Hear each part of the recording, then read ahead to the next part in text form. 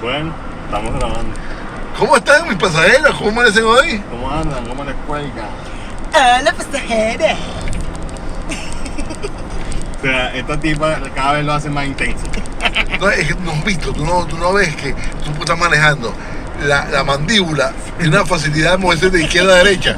Sí, hace Parece cuadrito de Fregarope. Hace una ¿Hay quién? órbita. ¿Ah? Hace una órbita. Sí, no hay loca. Increíble. Como mandíbula de la serpiente que se desarticulan. Exacto. Eso es power, Bueno. eso es potencial. Hoy nos encontramos con quién. Pasajeros, hoy tenemos un episodio de salud. Hoy estamos serios. Estamos en compañía del doctor Emerson Fuentes, cardiólogo, que nos va a venir a revelar, a desmentir ciertos mitillos que hay por allí deambulando en cuanto al tema de la cardiología. Llámese, como le decía mi madre al corazón, el penco. ¿El qué? El penco. No, pícasela tú. Primera vez que escucho ese nombre, de verdad. Sí, mi mamá, hay que cuidarse el penco. Así que hablemos del penco con el doctor Emerson Fuentes, que nos va a develar esos mitos. ¿Cómo está, doctor? Bienvenido Hola, muchas a gracias el por la invitación, set de la invitación de verdad. la vía. Bueno, no importa, pero esta es la vencida. Así que, muchísimas gracias. Bueno, este programa que yo sigo de verdad me encanta. Espero que ustedes también lo disfruten como lo disfruto yo, lo he disfrutado. Y bueno, vamos a tratar de darle un poquito de luces con respecto a esos temas tan interesantes de la cardiología y sobre todo esos mitos que existen sobre ciertas patologías o ciertas enfermedades relacionadas con la cardiología. Así que bueno. Ajá. Vamos para el primero. Vamos para el primer mito. Y el mito dice, por el COVID ahora sufro del corazón. Ok, bueno, todos conocemos que el COVID es una enfermedad originada por un virus, el SARS-CoV-2, y bueno, que no ha tenido en jaque la humanidad todos estos últimos 2-3 años. Y bueno, es un virus que penetra por las vías respiratorias, provoca un proceso inflamatorio generalizado, varía de una persona a otra, y el 70% de los casos de hecho son asintomáticos, pero hay un porcentaje de pacientes en los cuales el virus logra penetrar, llegar a órganos como los pulmones, las vías digestivas y el corazón. Y bueno, y para centrarnos en el corazón, sabemos que este virus puede provocar lo que llaman la pericarditis, que es la inflamación del pericardio, incluso puede llegar más allá al miocardio, que es el propio músculo cardíaco, y que es más delicado obviamente por las connotaciones que tiene este músculo. Y bueno, es bastante frecuente, lo vemos incluso en pacientes que nos llegan asintomáticos o con pocos síntomas, refieren a algún dolor torácico atípico, y cuando le realizamos el ecocardiograma encontramos que, sorpresa, tiene el pericardio inflamado. El pericardio inflamado produce cansancio, porque una de las cosas de las que normalmente hablan las personas que han estado contagiados con el COVID es ese cansancio perenne. Sí. Eso lo puede ocasionar Sí, es uno de los síntomas más frecuentes de la pericarditis, junto con el dolor torácico, palpitaciones. Claro, el COVID por sí mismo puede generar también arritmias cardíacas. La fibrilación auricular es una de las más frecuentes que puede originar, que es una arritmia donde la aurícula ya no se estimula por un solo estímulo eléctrico, sino que recibe múltiples estímulos, generando una arritmia totalmente descontrolada y que bueno, puede conllevar a consecuencias como incluso accidentes cerebrovasculares o coágulos que se formen en el cerebro. Entonces estos son pacientes en los cuales hay que tener cuidado. Ya de por sí el COVID por sí mismo puede generar eventos trombóticos, y si a esto le asociamos arritmias de este tipo, es aún más delicado. Entonces son pacientes que deben ser tratados con anticoagulación y tener mucho cuidado y tratar de revertir la arritmia lo más pronto posible para reducir el riesgo de algún evento de este tipo. Wow. Sí. Pues ya saben, amigos pasajeros, si han tenido o han estado contagiados con el COVID, no olviden, tienen que ir, esos síntomas. tienen que chequear esos síntomas, ir a su cardiólogo de confianza o ir con el doctor Emerson Fuentes, que lo va a atender de maravilla. Mucho gusto, así sea. Ajá. El segundo mito. Me siento bien, no tengo que preocuparme por la hipertensión arterial. Ok, bueno, la hipertensión arterial es conocida como la asesina silenciosa, reportada incluso en algunos libros de literatura, y se debe justamente a eso, a que una enfermedad en la mayoría de los casos asintomática, solo un pequeño porcentaje de pacientes pueden presentar síntomas, sobre todo al inicio de la enfermedad, porque posteriormente van generando tolerancia y bueno, ya para que se presenten síntomas cada vez la presión tiene que estar mucho más alta. Entonces, es una enfermedad en la cual no nos podemos orientar por los síntomas, porque como escucharon, es una enfermedad silenciosa y sin embargo una enfermedad que tiene muchos efectos colaterales, que es muy peligrosa, muy dañina a largo plazo y que hay que estar pendiente. La hipertensión arterial es una enfermedad que afecta a más del 30% de la población adulta mundial. A los pacientes, a las personas mayores de 60 años, más del 60% de estas personas también padecen hipertensión arterial y de eso aproximadamente la mitad ni siquiera saben que sufren la enfermedad. Ese es el gran peligro con la hipertensión. Entonces, ¿cuál es el consejo? Sobre todo las personas mayores de 50, 60 años deben hacerse un chequeo rutinario de la tensión, sobre todo incluso si tienen antecedentes familiares, madre, padre, tío, abuelo, que hayan presentado la enfermedad. Estas personas generalmente tienen un mayor riesgo de hacerse hipertenso y por lo tanto a veces la única manera es haciéndose un chequeo preventivo, ¿no? Y descubrimos incluso que la mayoría de los diagnósticos se hacen de manera fortuita, pues pacientes que vienen para consultarse cualquier otra cosa y se enteran. Bueno, sorpresa, tienen la atención. Y una pregunta, Sí, ¿ese chequeo rutinario cada 4 años o cada 2 semanas? No, bueno, las guías reportan que por lo menos 2-3 veces a la semana deberías, si tienes alto riesgo de presentar hipertensión arterial, deberías hacerte un chequeo que lo puedes hacer tú mismo en casa, pues si tienes un tensiómetro de estos digitales. Claro, se recomiendan que sean de brazalete, los que van al brazo, hay unos nuevos de muñeca, esos realmente han salido muy mal parados en los estudios que se han hecho recientemente y no se recomiendan usarlos. Si van a usarlos, que sean de brazalete, así sean automáticos, de la marca que sea, realmente todos salieron bien en el último estudio que se realizó. Por lo tanto, con esa simple toma es más que suficiente para detectar si la presión arterial está en ascenso. Pues en ese caso debería acudir entonces con el cardiólogo, porque lo ideal es realizar entonces un mapeo, un monitoreo ambulatorio de la presión arterial. Es un dispositivo que se coloca en el brazo durante 24 horas y que nos va a dar una idea mucho más clara de cómo se comporta la tensión durante las 24 horas, saber si eres o no eres hipertenso y en caso de que seas hipertenso también cómo debe ser el tratamiento, porque esto nos indica en qué horario debe ser el tratamiento, qué tipo de tratamiento, en qué dosis usarla para que sea mucho más efectivo y que no estemos tirando flechas, pues, porque el tratamiento de la hipertensión es un tratamiento que debe ser individualizado. En ningún momento el mismo tratamiento que sirve para una persona sirve para todos los demás. Simplemente hay que individualizar. O sea, la frecuencia para los hipertensos yendo al cardiólogo tiene que ser constante. Bastante. Pero en el caso de que una persona sea, y voy a entrecomillar esto, completamente sana, ¿cada cuánto debería visitar el cardiólogo? Mira, las personas totalmente sanas, después de los 50 años, deberían por lo menos una vez al año asistir al cardiólogo. Ah, después de los 50. Después de los 50 años, porque es cuando aumenta el riesgo cardiovascular de manera significativa. Okay. Y discúlpeme si no entendí la explicación. Dijiste el horario. ¿Hay un horario específico para hacer Para hacer la toma de la tensión, Ajá. se recomienda por lo menos 2 veces al día, en la mañana, en la noche, incluso a veces bueno cambiar el horario, porque es posible que haya momentos del día en que te suba más, y si por ejemplo no es en la mañana, no es en la noche, es en la tarde por ejemplo, no lo estás detectando con las 2 tomas que haces. Entonces tienes que de vez en cuando variar este horario para definir si hay algún momento del día en el cual o la sea, tensión está subiendo. es algo bien serio. Sí, además que la tensión es muy dinámica, pues la tensión no es estática como pudiera uno pensar, pues ella hay momentos que puede estar alta, otros momentos normal, incluso puede estar baja en otro momento del día. Generalmente en la noche mientras duerme debería descender bastante, pero bueno, eso como te digo, cada ser humano es distinto y puede variar a una persona. Y si una persona no es hipertensa pero tiene un episodio que se le suba la tensión, ¿qué puede desencadenar una subida de tensión a una persona sana? Ok, bueno, primero si una persona llega a tener una cifra de tensión elevada en algún momento, esto generalmente lo que nos indica es que esta persona tiene predisposición a la hipertensión y muy probablemente en el futuro va a ser hipertenso. La idea justamente es corregir factores de riesgo que son modificables para evitar que esta persona por lo menos se aleje lo más que pueda el inicio de la hipertensión, porque una vez que empieza la hipertensión no hay vuelta ya atrás. es para toda la vida.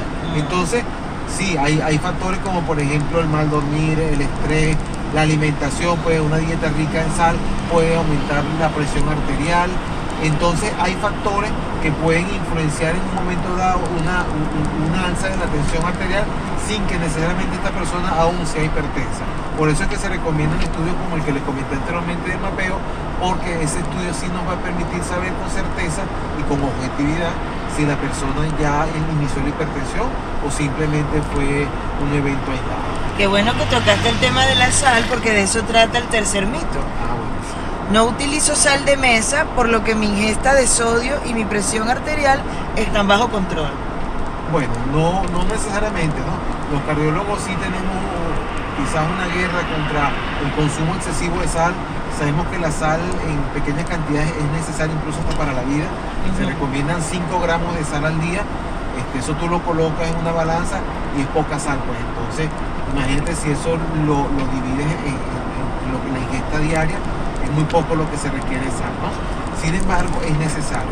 Una vez que tú regules los niveles de sal, si eres hipertenso, obviamente la tensión tiende a nivelarse, incluso pudiera controlarse nada más con el simple hecho de controlar sal, pero en algunos casos no es suficiente para que controles la tensión arterial, pero sí ayuda a que la tensión se nivele. Pues puede ser que se nivele en un nivel alto, pero que ya con medicamentos tú lo puedes controlar.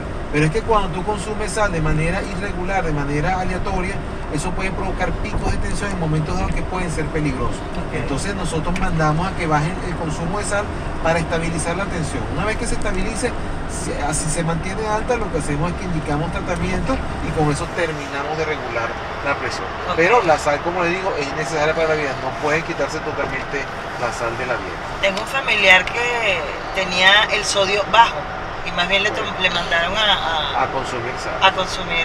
Incluso el cloro, muchas veces, acuérdate que la sal va asociada muchas veces con el cloro, incluso la misma sal es cloruro de sodio. Sí. Entonces a veces la deficiencia de sal puede conllevar a eso, pues que veas niveles de cloro, de sodio bajo en sangre, y esos son electrolitos que son básicos para la vida. Claro. Y que tienes que también tenerlos en niveles óptimos, ¿no? Entonces la sal es importante, pero como saben, siempre con mesura, prudencia. con 5 gramos de sal 5 gramos de sal al día, hagan la pasajeros. prueba, pónganlo en una balanza y vean Exacto, cuánto es. Eso es lo que necesitan. Es poquito. Aunque bueno, aquí en Venezuela a veces tenemos algunas sales que le puedes echar 1 kilo de sal Y no sala. y no sala. Entonces, Ahí es relativo. Probablemente la cantidad de sodio que contiene esas sales es menor y quizás requiera entonces más cantidad. Pero, o exactamente. sea, 5 gramos de sal de mesa, de sal De sal refinada. ordinaria de refinada de adquisición. Mira, y la sal marina y la sal de... Del Himalaya, de todas estas sales. ¿Hay una mejor que otra? ¿Cuál es la más Sí, beneficiosa? fíjate, la sal del Himalaya contiene menos cantidad de sodio, por lo tanto se recomienda su uso porque genera una buena calidad de sabor, pues, en cuanto a lo que sala la comida y con menos cantidad de sodio. Entonces es recomendable, pero igual tampoco debes abusar ni de la Himalaya, ni la marina, ni ninguna de estas, porque igual tienen sodio, igual en exceso obviamente va a ser. Entonces deben evitar el consumo excesivo de sal, de cualquier tipo de sal que consuman. Bueno, pasajeros, así vamos a pasar al mito número 4. ¿Es bueno toser cuando se siente una arritmia cardíaca? Sí, este mito es... Aparte es un mito definitivamente- muy conocido, ¿no? Sí, pero, Por mi O abuela. sea, muy regadito por ahí. pero es cierto, es cierto. La tos desencadena lo que llaman un reflejo del nervio vago, el nervio vagal, que en este caso no es tan vago. Ayuda muchísimo en los casos de arritmia. Eso provoca una estimulación vagal y en muchos casos de arritmia puede ayudar incluso a revertir, a eliminar la arritmia, ¿no? No siempre es exitoso, pero hay que intentarlo, además que es una maniobra que no nos cuesta nada, ¿no? Hay otras maniobras que también pueden ayudar, como por ejemplo lavarse la cara con agua fría, Ajá. el aguantar la respiración y pujar, pues como que si fueras a evacuar. Ok. También activa ese nervio vago y puede también ser efectivo en estos casos. O sea, hacer- poner a toser otras partes. Es correcto, lo importante es que bueno, que esté alejado de otras personas para evitar efectos colaterales, ¿no? Ok. No vaya a ser que En- ocurra en- un eventillo, un pequeño accidente. Enemistades. Entonces, hay que estar pendiente también de ese tema. Masaje en la arteria carótida, muchas veces el masaje carotidio Ujú. también puede, movimientos circulares que hace acá a nivel de la cara lateral del cuello, Ujú. también puede ayudar a revertir ciertas arritmias.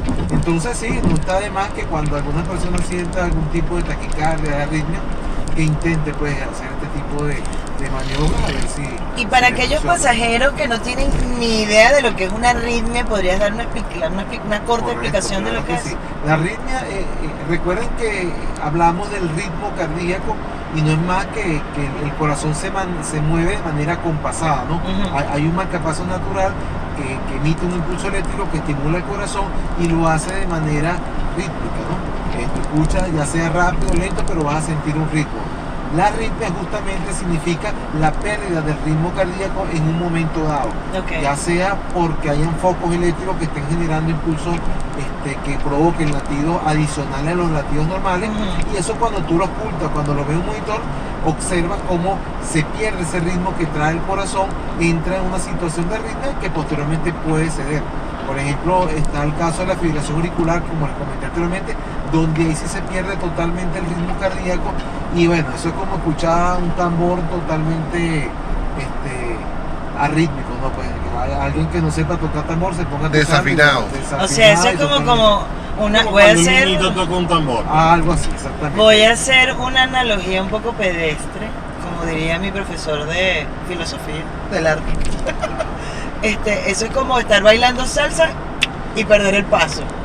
Que para bailar salsa hay que Hay que estar. Bueno, hay que yo- estar metido Es. Mi mamá y mi abuela, que es la sabia, pues, y mi mamá me ha dicho muchas veces, cuando yo siento que el corazón me está haciendo más rápido, me decía tose. Y es increíble cómo se siente, como el corazón agarra ritmo. Se vuelve a agarrar a su... Eso es como cuando el carajito se está portando mal, le metes un lepe para que agarre el ritmo otra vez. Y se estate quieto. Quieto. Y bueno, y dentro de las arritmias hay todo un abanico de posibilidades. variedad, exacto. Hay desde arritmias inofensivas que realmente no nos preocupan, sobre todo a los cardiólogos que somos los que manejamos más este tipo de problemas. Y hay arritmias intermedias que sí requieren cierto tratamiento, ciertas conductas, como hay arritmias peligrosas que incluso pueden comprometer la vida del paciente. Pues muchas veces los casos de muerte súbita son ocasionados por arritmias, Ok. de arritmias malignas. Entonces, obviamente no es para que se asusten si usted siente algún tipo de arritmia. No, eso no es que tiene riesgo de que se va a morir inmediatamente, porque eso depende del tipo de arritmia, pero sí es bueno que conozcan, pues, y es bueno saber que cuando presenta algún tipo de palpitaciones, de que el ritmo cardíaco no lo sientes normal, es bueno que acudas a chequearte, porque pudiéramos estar en presencia de algún tipo de arritmia y puede ser peligroso. No necesariamente así, pero puede pasar. Entonces hay que estar atentos, pues, no se descuiden con la... Estén con la pendientes de su ritmo en el corazón. arritmia. Sí, señor. Si pierde el ritmo, ya tú sabes. A toser. A toser Y a o- llamar cardiólogo. o los espero por acá. Eso. El número 5 dice: el infarto es más fulminante en personas entre 40 y 50 años. Correcto. ¿Será verdad? Ese mito también es cierto. Ujú. Uno esperaría que las personas de más edad resistirían menos un infarto porque, bueno, ya su organismo está más deteriorado, ya los años hacen mella pues, en la Claro. salud del paciente. Sin embargo, en el caso de la cardiopatía isquémica, que sería lo que provocaría un infarto, en el caso de las personas de más edad, normalmente estas obstrucciones que ocurren a nivel de las arterias van desarrollándose de manera paulatina, muy lenta, ¿no? Esto ocurre durante toda la vida. Incluso hay estudios que han reportado que ya incluso en los fetos, en los bebés incluso antes de su nacimiento, autopsias que han realizado en fetos muertos han visto que ya se empieza a acumular grasa dentro de las arterias coronarias de estos seres, sí señor. Wow. Entonces, esto es una enfermedad que se va acumulando durante toda la vida. ¿Y qué sucede? Que una persona ya de más edad, normalmente el corazón se va preparando para que cuando ocurra un desenlace de este tipo, se limite el daño, ¿no? Y se prepara de la siguiente manera, va generando lo que llaman vasos nuevos, neovascularización, que son vasos colaterales que van a prevenir que el daño sea mayor y generan como una especie de puentes naturales. Lo que es la cirugía de bypass, que es colocación de puentes que van desde una arteria de la aorta a las coronarias, en este caso lo haría no con la aorta, sino con las mismas arterias coronarias, lo haría el organismo. Entonces el corazón se va preparando para que en el momento de que si llegara a ocurrir este evento, ya el daño sea menor porque está recibiendo irrigación en esa zona por otras arterias colaterales. Okay. Cosa que en las personas jóvenes no ocurre porque no ha habido tiempo a que se generen estos nuevos vasos y dependen exclusivamente del vaso principal. Entonces, si esta arteria se termina de obstruir, lamentablemente no hay nada que pueda limitar este daño. Y obviamente las consecuencias suelen ser peores que en las personas mayores. Ok, claro, porque las personas mayores ya vienen con un deterioro y como que todo lleva... Todo se va preparando para eso, pues. Cosa que en los jóvenes no. Okay. Sin embargo, es más frecuente igual en las personas de más edad, pues. Y ¿es lo mismo para mujeres y para hombres? La cardiopatía isquémica en las mujeres, no. Las mujeres generalmente empiezan a una edad más tardía que los hombres porque primero que nada las hormonas femeninas la protegen desde el punto de vista cardiovascular de presentar este tipo de eventos. Ya cuando entran en la menopausia, que estas hormonas descienden, se tienden a igualar sí en cuanto a incidencia con el hombre. Y a pesar de eso también la cardiopatía isquémica en la mujer suele ser diferente. Normalmente la mujer sufre más de microvasculatura, aunque puede tener también enfermedad de los vasos principales, pero normalmente cuando lo estudiamos, yo que hago intervencionismo, que hago cateterismo, nos encontramos muchas veces que en caso de las mujeres presentan pruebas de esfuerzo positiva o signos evidentes de isquemia miocárdica, o sea que hay problemas con las arterias coronarias. Y cuando entramos a hacer el cateterismo nos encontramos con que las arterias están sanas, pues por lo menos las arterias principales. Y sabemos que eso normalmente se debe a que lo que se afecta más a las mujeres son los pequeños vasos, esos vasos lo que llaman la microvasculatura, que no se observa a nivel de un cateterismo, pues porque son vasos muy muy pequeños. Entonces es distinto pues la enfermedad coronaria, la enfermedad isquémica en el hombre que en la mujer. Además en el hombre suele ser más mortal, la mujer normalmente sufre más síntomas, se queja más, llora más, pero se muere menos que el hombre. Normal, pues. No, normal es cierto. La mujer se muere menos, es así. Para el mito número 6, le voy a pedir a los pasajeros, por favor, cero chinazo. Comer mucho huevo es malo para la salud, afecta el colesterol. ¿Hay que comer o no huevo? Postura de gallina. Travesura de gallo. La travesura de gallo y la postura de gallina. Bueno, hablemos de esto. Fíjense, hace mucho tiempo se ha dicho que el huevo sube el colesterol. De hecho, te mandaban, sobre todo si tenías problemas de colesterol, a reducir o evitar el huevo. O simplemente comerte la clara y no comerte la parte amarilla, porque sí, evidentemente en la parte amarilla hay una mínima cantidad de colesterol, pero bueno, se realizaron estudios grandes, científicos, donde se demostró que esa cantidad no es suficiente para afectar de manera significativa tus niveles de colesterol. Entonces, hubo un estudio reciente donde se enrolaron más de 14.000 personas y comieron huevo todos los días por 4 años. Resulta que ninguna de estas les subió el colesterol, más bien bajaron los niveles de glicemia y no se encontró que afectara de manera significativa lo que es el riesgo cardiovascular, ¿no? El riesgo de muerte o de enfermedad coronaria. Entonces lo que se descubrió más bien es que tiene un efecto protector, sobre todo metabólico. Además sabemos que el huevo es la mejor fuente de proteína, contiene los 20 aminoácidos necesarios para la síntesis de proteínas en el organismo y definitivamente es muy saludable. Entonces ya se sabe que eso que decían antes, que eso no sí es un huevo mito, pero falso. Eso es totalmente falso. Se puede comer huevo y se recomienda incluso consumir huevo. Así que, como decía que de propaganda, no coma cuento. Coma huevo. Coma huevo. Muy bien, pasajeros, ya saben que fuera de chinazo pueden comerse todos los huevos que quieran. Yo me comía de chamo. Yo sabía que Feche había hecho este cuento.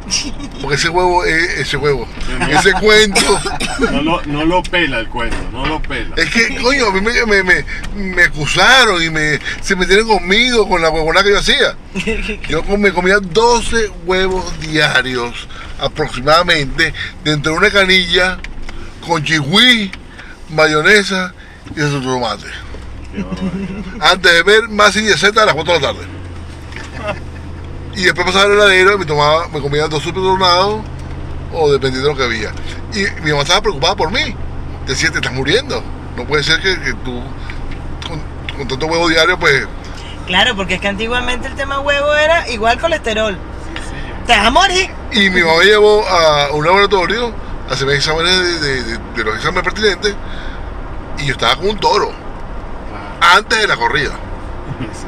hay que aclarar. Y bueno, hoy en día yo pienso que el cuerpo me lo pedía. Claro, El cuerpo te pedía huevo. Yo no sé si era eso, que era, pero siento que me pedía huevo y hoy en día pues yo me como menos huevo pues. Claro, lo cierto es que el huevo te protegió. Ahora bien, por ahí dicen que las grasas son malas para el corazón, mejor comer carbohidratos. Ok, bueno, empecemos por las grasas. Hay diferentes tipos de grasas, obviamente hay grasas que son dañinas, pues, la grasa saturada, sobre todo las grasas trans, que son las que vienen, sobre todo en la margarina, en alimentos procesados, lo que llaman la comida chatarra, mucho es rica en grasas tanto saturadas como en grasas trans. Sí, esas grasas definitivamente Mejor eliminarlas. sí, mejor eliminarlas porque son gran parte de la causa de la formación de placas de ateroma, placas de grasa dentro de las arterias, que terminan obstruyendo y provocando eventos cardiovasculares. Okay. Entonces, definitivamente hay que evitar ese tipo de grasas. Sin embargo, están las grasas insaturadas que definitivamente sí son beneficiosas para la salud, hacen mucho bien. Encontramos, por ejemplo, las grasas que se encuentran en el aguacate, el aceite de canola, el aceite de oliva. Son grasas que más bien ayudan a bajar con la grasa dañina que está en el cuerpo y que definitivamente mejoran la salud tanto cardiovascular como... O sea, que uno puede comer aguacate de lo loco. Sí, señor. Ah, qué maravilla. Realmente no se ha habido ningún tipo Me acabas de quitar un susto. Yo sentí un dolor profundo, muy profundo, doctor, porque te metiste conmigo. Menos mal que es por nuestra salud, nuestro bienestar. Pero yo tienes que medir tus palabras, ¿viste? Bueno, pero no te estoy quitando toda la grasa, hay una que sí te estoy dejando. Sí, pero no vas a comer aguacate Pero con... la carne, la grasa de la carne. La por carne ejemplo. roja tiene pequeña cantidad de grasa saturada y que, bueno, esas sí están dentro de un poco de las grasas malas, pero no en cantidades tan excesivas. Entonces realmente la carne roja, la cantidad de grasa que tiene es manejable por el organismo. De hecho, recuerden que también nosotros, los seres humanos, somos producto de un proceso evolutivo, pues, y el organismo aprendió a manejar ese tipo de alimentos que fue con los que evolucionamos, pues.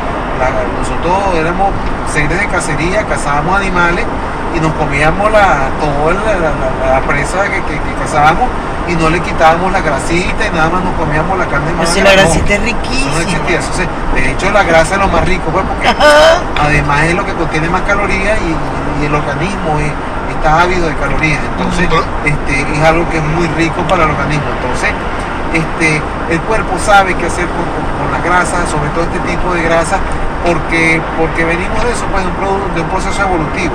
A diferencia de, por ejemplo, los carbohidratos, que no existieron en la dieta del ser humano, sino aproximadamente unos 3.000 años para acá. Y eso, desde el punto de vista evolutivo, es poco, pues. Entonces, con los carbohidratos sí el organismo presenta más problemas, ¿no? Cuando hablo de carbohidratos hablo de las harinas, los azúcares, que en exceso sabemos que el organismo no puede manejar esta cantidad de carbohidratos y que sí generan entonces efectos negativos en la salud, sobre todo en la salud cardiovascular. Entonces, es recomendable reducir el consumo de harina al mínimo necesario. De hecho, la harina no es como, por ejemplo, la sal, que hablamos que necesitamos 5 gramos de sal al menos diarios para vivir. La harina, tú puedes tener 0 gramos de harina al día y no pasa nada. Pues, realmente la harina no es necesaria para la vida como sí lo es la sal. Incluso nuestro organismo es capaz de producir glucosa a partir de proteínas y de grasas, ¿no? Hay unos procesos que se generan sobre todo a nivel del hígado que ayuda a producir glucosa a partir de estos otros nutrientes. Entonces hay que tener cuidado con las harinas. Actualmente lo que se recomienda es, sobre todo después de las 3 de la tarde, porque se sabe que es cuando aumentan los niveles de colesterol, triglicéridos, evitar el consumo entonces de harinas, de azúcares, papa, verduras también. Tubérculos, que todo lo que nazca de la tierra hacia abajo porque son almidones y también se convierten en azúcares. Entonces hay que evitar este tipo de alimentos, sobre todo después de las 3 de la tarde. Entonces, ¿qué se recomienda? Desayuna normal, sobre todo aquí en Venezuela consumimos arepa en la mañana por lo general, te puedes comer tu arepita, un pan o lo que te toque comer en la mañana. Normalmente el desayuno debería ser la comida más fuerte y más importante porque es la que te va a servir como energía para el resto del día, para las actividades diarias. Claro. El almuerzo debería ser moderado y la cena debería ser pobre, pues porque normalmente en la cena, después de eso, baja la actividad física, las personas descansan, reposan y normalmente duermen y eso lo que hace entonces es acumularse. O sea que esa costumbre popular de ir a comprar pan en la tarde para cenar no es nada bueno, ¿no? Totalmente negativo. Pero supuestamente los carbohidratos son combustible energético para el cuerpo a la hora de hacer ejercicio y cosas así. Sí, los carbohidratos es un combustible que es de fácil absorción y de fácil disponibilidad por parte del organismo en cuanto a calorías, ¿no? Ajá. Porque el proceso metabólico por el cual se extrae las calorías de los carbohidratos Ajá. es mucho más sencillo y es más rápido. Y es recomendable, por ejemplo, exacto, si tú vas a hacer una carrera o vas a hacer una actividad física de alto impacto, Ajá. es recomendable que consumas incluso carbohidratos 1 o 2 horas antes para que tengas disponibilidad Ese combustible de ese allí. combustible en ese momento, ¿no? Porque extraer, por ejemplo, lo que dije anteriormente, glucosa a partir de la proteína, de la grasa, es un proceso mucho más laborioso, más tardío y la disponibilidad no es tan inmediata como la que sí es a partir de los carbohidratos, pero por eso es que les digo, pues nunca los extremos son totalmente positivos. Claro. Entonces, no es no consumir carbohidratos, simplemente eliminarlos en la cena y consumirlos en horas tempranas por lo mismo que tú estás diciendo, Ok. que te va a servir de combustible de fácil acceso para lo que son tus actividades de la rutina diaria. Y la fructosa, o sea, el azúcar de la fruta. El azúcar de la fruta es más recomendable que la sacarosa, que es la azúcar común que consumimos, porque primero endulza el doble lo que endulza la sacarosa, por lo tanto requieres la mitad de azúcar de lo que requiere, por ejemplo, para endulzar con sacarosa. Pero claro, también obviamente en exceso puede hacer daño, incluso hay ciertas frutas que en exceso se ha visto que pueden inflamar el páncreas y se ha asociado incluso con pancreatitis, cáncer de páncreas. Entonces, La uva, por ejemplo. exacto. Entonces volvemos a lo que hablamos anteriormente, que nada en exceso es bueno. O sea, La cosa- hay que balancear todo, buscar un equilibrio, porque todos los excesos, así parezcan positivos en un primer momento, pueden hacer daño cuando se consume en exceso. Por ejemplo, las vitaminas, hay vitaminas que en exceso, la vitamina C, otras vitaminas que hacen daño cuando las consumes en exceso. Entonces, nada en exceso pues, es bueno para el organismo y para Le voy a dar la palabra a Fechef, que lleva como 3 horas o 3 kilómetros atrás tratando de Ya comunicarse. lo que hablar ya se me olvidó. El cochino, el chicharrón, la grasa del chicharrón. Te agradezco. Mide sus palabras. Razone su respuesta. Atente a las consecuencias. No me. Mira, fíjate, el cochino, lo que es la carne magra, incluso se sabe que es mejor que incluso que la carne de res, una carne muy buena para la salud y para el organismo. Obviamente el chicharrón, estas grasas que sobre todo se solidifican a la temperatura ambiente, tienden también a generar más cantidad de placas de ateroma, de grasa en la arteria. Entonces hay que consumirla con cierto cuidado. Pero es mejor esa Claro, es zonificación de cochino delicioso y sabroso que venden en la carretera que un jamón muy embutido pues. No, sí, es mejor, pero quizás más la diferencia yo la vería, por ejemplo, con la margarina. La margarina es terrible desde el punto de vista de la capacidad que tiene de generar ateroma, porque esto es una grasa trans que tapa las arterias. Incluso es preferible mucho más que la margarina la mantequilla. Por supuesto. De origen animal. Disculpe, ¿qué es ateroma? Ateromas son placas que se van formando dentro de las arterias, dentro de las paredes de las arterias, se va acumulando placas de grasa. Ok. Esas placas tienden a ir creciendo a la medida que se va acumulando más grasa, Ok. y eso puede conllevar a que obstruya, que tape totalmente una arteria, un vaso, generalmente son las arterias del corazón las que más sufren de este problema y es lo que termina originando los infartos, las anginas de pecho, ¿no? Ok. Yo leí hace años, disculpa que te interrumpa, que la margarina le falta una molécula para hacer plástico. Sí. Tú dejas una margarina puesta afuera y eso no le entra ni coquito. Nada, no se daña. No se daña jamás. No, Entonces, ¿cómo le dejas eso en el cuerpo? claro. Aparte que la mantequilla es animal Claro. y claro, y el sabor es distinto, o sea, es otra cosa. Incluso la mantequilla para los niños es recomendable también consumirla, claro, nunca en exceso, pero sí es recomendable que la consumas para un buen desarrollo. Acuérdate que muchos de los tejidos están compuestos de ácidos grasos. Entonces, Bueno, hay la grasa hay es cuentos necesaria. geniales. La margarina se inventa, porque no me acuerdo en qué año, la margarina que se usaba era blanca y usaba para engordar a los pavos en Estados Unidos. Sí. Y cuando se dieron cuenta que los pavos se estaban muriendo de una manera, porque en Thanksgiving, en Acción de Gracias, los engordaban. Y cuando se dieron cuenta que los pavos estaban muriendo de una manera, le colocaron el color amarillo Ajá. para venderla como sustituto de la mantequilla. Correcto. Y no me extrañaría que se inventó el mito que la mantequilla era mala para vender la margarina. Para vender la margarina. Estoy seguro que Sí, claro. Además que como dicen que es de origen vegetal, también hubo mucha guerra de que lo vegetal siempre era mejor que las carnes, pues que la parte animal, y por lo tanto también yo creo que un poco de ahí viene. Bueno, cuando tú ese pruebas mito, ¿no? una crema pastelera de origen vegetal, tú sientes el cebo sí, en tu paladar. Y cuando es animal, no lo sientes, es otra cosa, puede ser la misma, se puede hacer una crema pastelera en un postre, pero la textura y el sabor es otra cosa totalmente distinta. Sí. De todas maneras hay que aclarar que no estamos en contra de los vegetales, ¿no? Porque No, en este caso en particular, pues. Claro, nos pueden brincar los amigos vegetarianos, veganos, que No, no. estamos diciendo que solamente que la carne es buena y que los vegetales no es así. No, Los por vegetales, nada. hay muchos vegetales que son beneficiosos para la salud y definitivamente hay que siempre buscar un equilibrio, al final es eso. pues. Exacto, Un balance. la conclusión de todos estos puntos siempre nos llevan al mismo, las cosas en exceso hacen daño. Hacen daño. Mídanse y ecualicen lo que engullan. Menos el chocolate. Eso no es Hay malo. sus excepciones. Eso se puede consumir en exceso. Sí, sí. Ok, mentira. vamos a pasar entonces al mito número 8. Si el corazón late con rapidez estando sin actividad, entonces me está dando un infarto.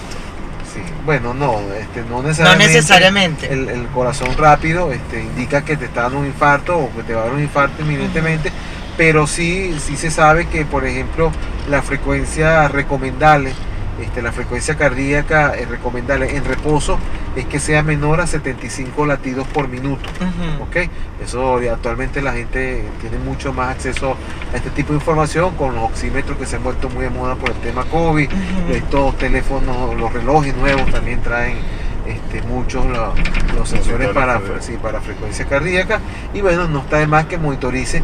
Si notas que la frecuencia cardíaca en reposo se mantiene por encima de 75 latidos por minuto, Ujú. es recomendable que acuda a un cardiólogo, porque eso sí se ha demostrado que los pacientes que mantienen corazones acelerados tienen más morbilidad, es decir, se enferman más de corazón a largo plazo, incluso mueren más a temprana edad que las personas que tienen corazones lentos. Entonces, Ok. tenemos nosotros dentro del arsenal terapéutico, los ¿qué médicos, tal? Ok. formas de cómo reducir la frecuencia cardíaca en caso de que no se pueda corregir de manera natural o que se corrija algún factor que esté originando esta taquicardia. Ujú. Se puede entonces corregir de manera, si se quiere, artificial a través de este tipo de medicamentos. Pero lo que sí es eso, pues no se recomienda un corazón que lata más de 75 latidos por minuto en reposo. Ujú. Ya en actividad Si es muy física, frecuente es eso, otra tienes cosa. que ir para un cardiólogo. Si se mantiene persistentemente por encima de esa frecuencia, debe acudir al Al- cardiólogo. algo porque está pasando. Algo está pasando. O esa frecuencia acelerada es porque tiene al jevito o a la jevita que le gusta enfrente También, y se sí. tiene que alejar porque ajá. Claro, las emociones, quién sabe, la rabieta, O hacer el proceso para que relajarse. todo Pero eso fuera, influye. fuera de chalequeo, un proceso emocional Claro. puede conllevar a Claro. una Sí, los procesos emotivos, el mal dormir, incluso pasaste una mala y el noche, estrés. el estrés va a hacer que ese corazón se te mantenga acelerado. Hay otras causas, por ejemplo, las anemias, personas que tengan hemoglobinas bajas, normalmente el corazón late más rápido para compensar un poco la deficiencia de la hemoglobina. Ahora entiendo muchas Claro, cosas. enfermedades de la tiroides, tirotoxicosis, que es un tipo de enfermedad tiroidea.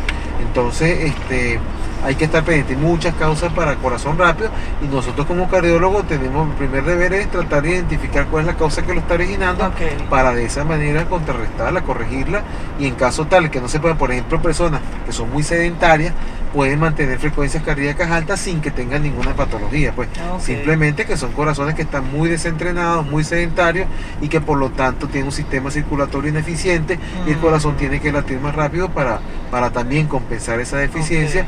Y bueno, en ese caso nosotros tenemos que intervenir médicamente y sobre todo también sugiriéndole a los pacientes que aumenten su actividad física para que de manera natural el corazón tienda a Claro, relajarse. porque un corazón que de una persona entrenada físicamente, un deportista. Pues yo me acuerdo que Neil Armstrong tenía como 40 latidos por minuto 35 de en reposo, reposo, una sí, cosa señor. así. Sí, Eso señor. es porque el corazón bombea mucho mejor, Claro, ¿cierto? bombea mejor y sobre todo que el sistema circulatorio, acuérdate que es la sangre que sale del corazón lo que va a llegar al resto del organismo. Esa sangre en pacientes que están muy bien entrenados llega con mucha facilidad. Claro, porque y la velocidad va. Claro, pues no hay casi resistencia al flujo. Entonces con un solo latido esa sangre va, viene sin problema y el corazón por lo tanto no necesita forzarse para poder mantener una buena volemia, pues un buen nivel de circulación. Interesante. Entonces, eso es importante. Entonces hay que estar pendiente de la frecuencia cardíaca, no solo de la presión arterial. Por eso es que estos aparatos siempre te miden presión arterial y frecuencia frecuencia cardíaca, cardíaca. porque es un parámetro que también hay que tomar en cuenta y que muchas veces dejamos a un lado anteriormente y que ahorita estamos retomando otra vez este tema. Y así vamos a pasar rápidamente al mito número 9. Que esto yo lo he escuchado varias veces. No, bueno, es que tuve un infarto, no puedo hacer ejercicio. Sí, bueno. ¿Qué hay de cierto en eso? Fíjate, el paciente que padece o que haya padecido un infarto, Ujú. un paciente que muy probablemente haya quedado con un deterioro en la función cardíaca que puede ser permanente o que puede ir mejorando con el tiempo. Ujú. Lo que sí se sabe es que el ejercicio siempre va a ser beneficioso para la salud, pero debe ser obviamente bien programado. Un paciente postinfarto debe someterse a lo que llama una terapia de revascularización cardiovascular, Ok. para justamente definir cuál es su grado de lesión que tiene a nivel cardíaco, para de esa manera poder ajustar un tratamiento adecuado a ese paciente, pues. Pero el simple hecho de caminar muchas veces genera tanto beneficio como cualquier otro tipo de ejercicio, y que eso no genera tanto impacto a lo que es el corazón como tal. Entonces, sí, es recomendable hacer ejercicio posterior al infarto. Obviamente, después que este proceso se enfríe, se recomienda aproximadamente unas 6 semanas después del infarto, que es el tiempo que más o menos tarda el corazón en adaptarse a su nueva situación. Y posterior a eso, entonces, hacer una prueba de esfuerzo y meter al paciente en lo que llaman una terapia de rehabilitación, y de esa manera entonces Para ir empezar poco los a ejercicios. poco Poco a aumentando la poco. actividad física. Obviamente en ningún momento deben arrancar Ok. con alto impacto, pero sí, definitivamente es necesario, es importante que el paciente se reactive desde el punto de vista físico, porque eso lo va a ayudar a que se rehabilite totalmente y que mejore su calidad de vida, que es lo que al final se quiere, pues que la persona tenga una calidad de vida aceptable para que pueda hacer una vida digna. Ok. Y así vamos a finalizar estos mitos con el número 10, que dice que el dolor en las piernas es por envejecimiento, no es por el corazón. Sí, bueno, el dolor en las piernas tiene muchas causas. Sabemos que obviamente con el envejecimiento, las articulaciones, lo que exacto. la gente le dice las coyunturas, ¿no? Ajá. Tienden a ir deteriorándose, puede haber procesos Artritis, de artrosis. artrosis, y obviamente eso puede generar dolor en las piernas. Sin embargo, no es la única causa. Ujú. Hay causas vasculares que son muy frecuentes, por ejemplo, la insuficiencia venosa, lo que llaman la enfermedad varicosa, tiende a generar dolor, malestar, pesadez, ardor en las piernas, y eso hay que tratarlo desde el punto de vista vascular, ¿no? Hay tratamiento para eso que van desde medicamentos, medidas físicas como las medidas compresivas, hasta medidas quirúrgicas ya en caso de que tengan criterio para eso, de extracción incluso de segmentos de venas, ¿no? Sin embargo, hay una de las causas más frecuentes de preguntas en la consulta son los dolores en las piernas, generalmente nocturnos, asociados muchas veces con contracturas, calambres, que tienen otras causas que no necesariamente son de origen totalmente vascular. Por ejemplo, personas que tienen desequilibrios en electrolitos, por ejemplo, sodio, potasio, pueden presentar el mismo magnesio, pueden presentar calambres nocturnos, dolores en las piernas. La deshidratación también, personas que no toman agua antes de acostarse porque no quieren pararse a orinar en la noche, entonces se deshidratan básicamente en la noche, y esa deshidratación hace que la microcirculación se vea afectada porque la sangre se espesa, y eso también conlleva a contracturas y dolor en las piernas. Entonces hay que estar pendiente de eso. A veces con simplemente mandarlos a tomar agua en la noche es más que suficiente. A veces los mandas a tomar magnesio y también los ayuda. Lo otro, bueno, hacer un ecodoppler arterial y venoso, a ver si hay un problema de tipo circulatorio, ¿no?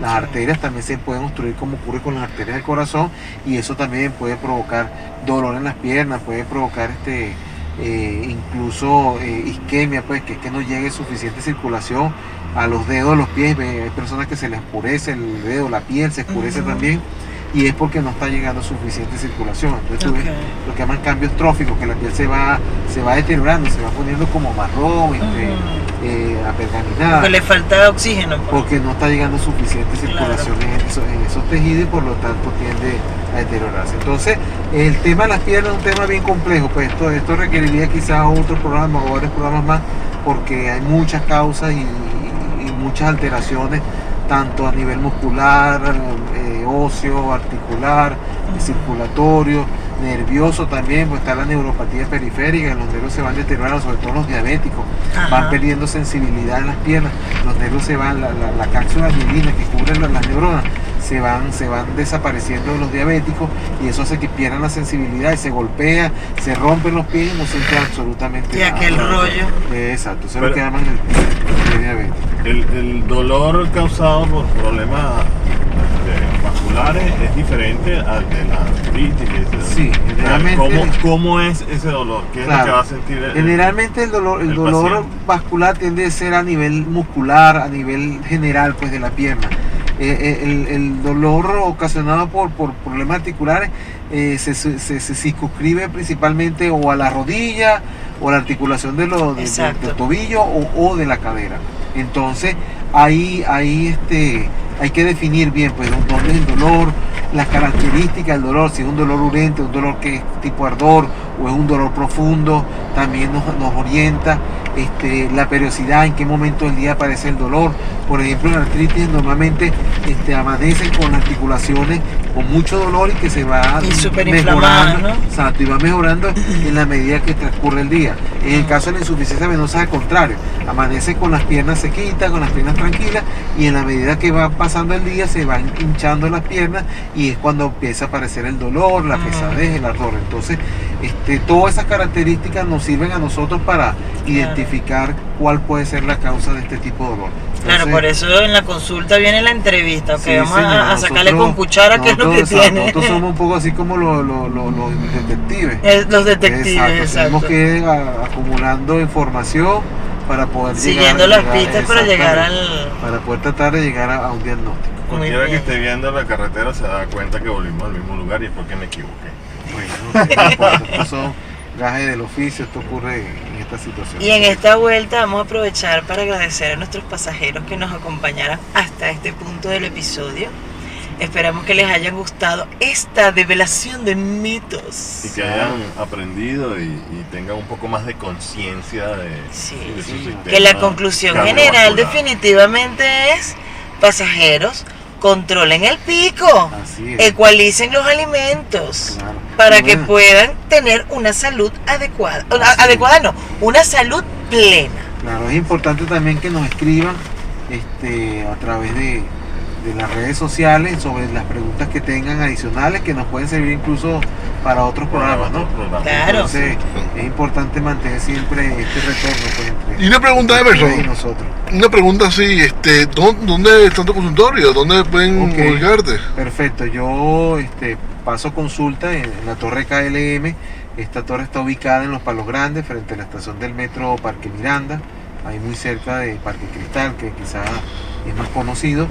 Y en el piso 3, estamos todos los días ahí, lunes a miércoles en las mañanas, jueves y viernes en la tarde. Por orden de llegada, no tienen que tomar cita. Hay estacionamiento en la torre, por si acaso vienen en vehículos particulares.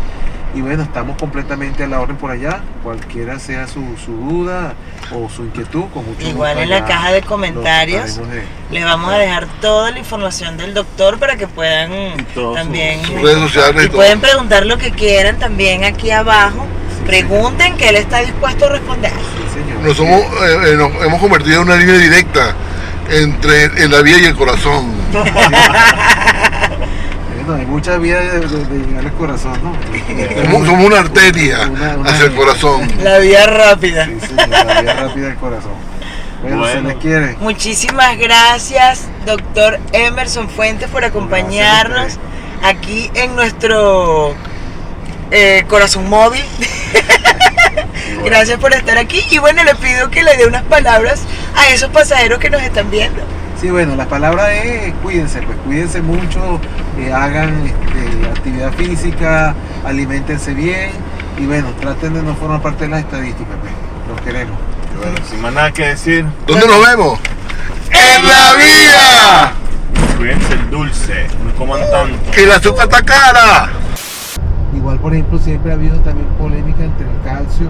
Por ejemplo, los cardiólogos estamos en contra del consumo de calcio, sin embargo, los endocrinos, los internistas están a favor del consumo de calcio. Hubo un estudio reciente donde se encontró que efectivamente el calcio no mejora los huesos, no mejora la osteoporosis. Ah, no. No lo mejora. Y por el contrario, aumenta el riesgo, por ejemplo, de enfermedades cardiovasculares, de enfermedades neurológicas, el Parkinson. Se ha visto que aumenta el riesgo del Parkinson a las personas cuando consumen calcio, porque se calcifica las neuronas. El problema es que el calcio desaparece en los huesos, no es por falta de calcio, es porque las células que fijan el calcio al hueso, se llaman osteoblastos, con los años van desapareciendo. Entonces no hay quien fije el calcio. Entonces por más calcio que tú consumas, igual no se pega a los huesos. Entonces ese calcio va y se mete en otras partes. Entonces calcifica las arterias coronarias, calcifica las neuronas, se mete en todos los tejidos y calcifica todo.